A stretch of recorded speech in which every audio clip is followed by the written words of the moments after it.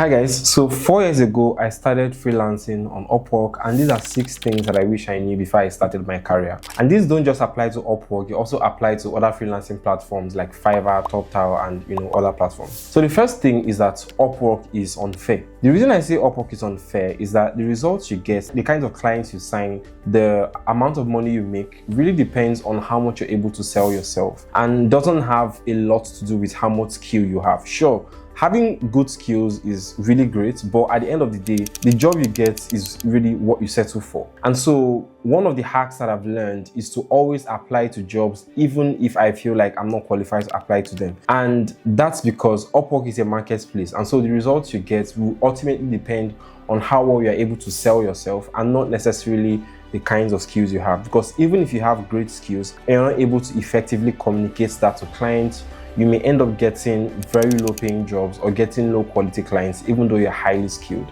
And so the reason I say Upwork is unfair is that the kinds of jobs you get really depends on how much you're able to market yourself and not necessarily on extent to which you're skilled or talented. So the second thing that I wish I knew is that Upwork is a numbers game. The reason I say Upwork is a numbers game is that at the end of the day, it's really about the reps that you put into applying to proposals and really, executing on the jobs that you get. 2 years ago, I started keeping track on the conversion rate on my proposals, and it turns out that for every 10 proposals that I send, I get 2 to 3 responses from clients.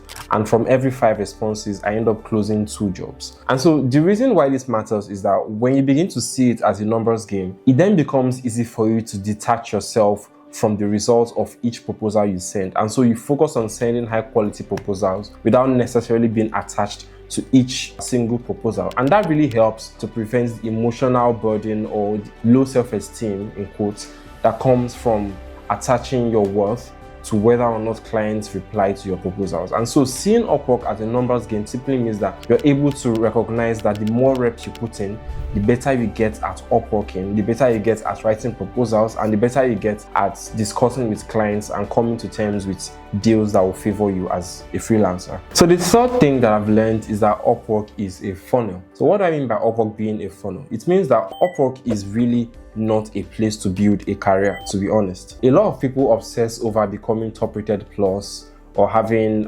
experts vetted badges on Upwork, but that really doesn't matter, because at the end of the day, if you build a career on Upwork, you'll be at the mercy of Upwork, and your account could get terminated for violating terms of service, and then you're left with nothing. And so treating Upwork as a funnel simply means treating your freelancing career as your business and detaching it from Upwork, or using Upwork as a way to funnel clients into your personal freelancing offerings.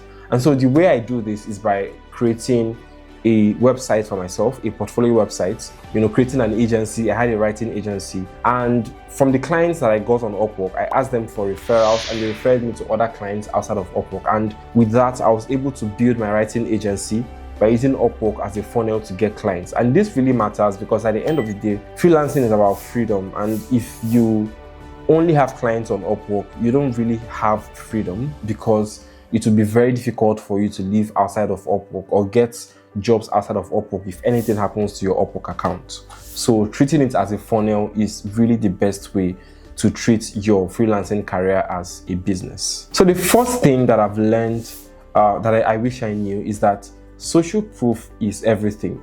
So what's social proof? Social proof is basically a set of signals that tells your clients that you're really good at a particular thing. So think of things like 5-star ratings on your profile or really good comments from your previous clients. Social proof is really everything on Upwork, and I have this bias even as a freelancer. When I try to hire people on Upwork, I realize that I don't really pay attention to people that haven't earned at least $1,000 and don't have a lot of positive reviews. It's a normal thing for us humans. We always want to see proof that people are competent. And so getting social proof is the easiest and the best way to skyrocket your career, especially if you're a new freelancer. And the best way to do this is to get clients that are off Upwork to hire you on Upwork.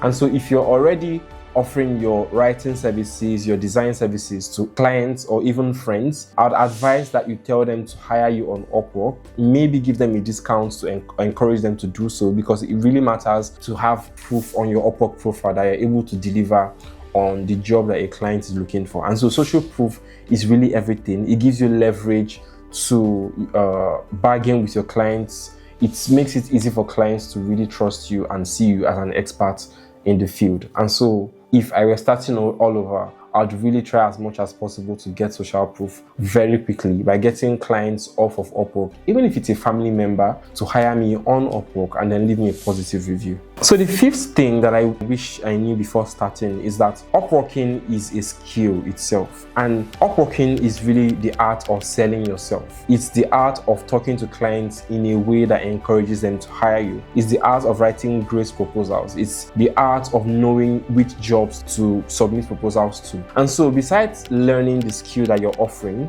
it's important to learn how to use the platform. And this is really one of the things that separates newbies from the expert freelance. Learning to Upwork means writing great proposals, knowing when to apply to jobs. So for example, if you see a job that already has, say, 50 applicants and you're a new freelancer, you may decide not to apply to the job because there are already a lot of people and there's already a lot of competition, and the client is probably already interviewing 10 people. And so, the odds are already stacked against you. And in that case, it might be more reasonable for you to not apply to that job. And so learning these subtle things is what I call the skill of Upworking. And learning Upworking is really a great way to get clients, because then you know the ins and outs, you know the right things to say to your clients at the right time. And we're going to discuss all these things in future videos. And so learning the skill of Upwork is really a great way to get jobs quickly, because you know the mental tricks, you know the ways to encourage your clients to hire you for jobs, basically. And we'll discuss all of that in future videos. So the sixth thing, it's very important to adapt to industry needs. And this is very crucial in the world of AI and in a world where everything seems to be moving very quickly. When I was a writer, I started off writing about finance, and then I moved on to writing about Forex because I was a Forex trader. And then I moved on to writing about crypto. And the reason it was very important for me to pivot in 2021 from Forex and finance to crypto was because crypto was booming and there were tons of crypto startups, lots of crypto companies that needed writers. And so it was important for me then to focus on an area, even within my field, that saw a lot of growth and expansion. And that's something that you can leverage even in this world of AI. Just think of areas in your field that clients are beginning to request for services in. So for example, if you're a designer, you may have noticed that lots of clients now prefer highly interactive websites, websites that have some kind of AI integration, things like AI chatbots, AI customer support.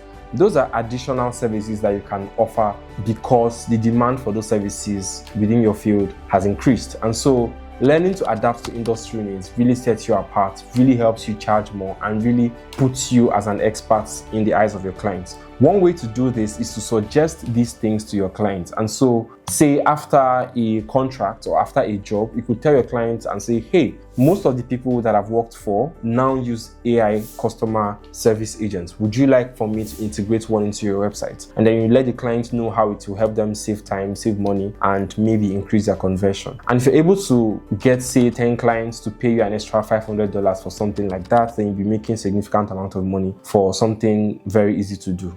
So adapting to industry needs really helps you make the most of the current situation in the world. And so yeah, those are 6 things that I wish I knew before starting on Upwork. If you have any questions or any topic you'd like me to cover, please put them in the comment section and I'll see you in the next video.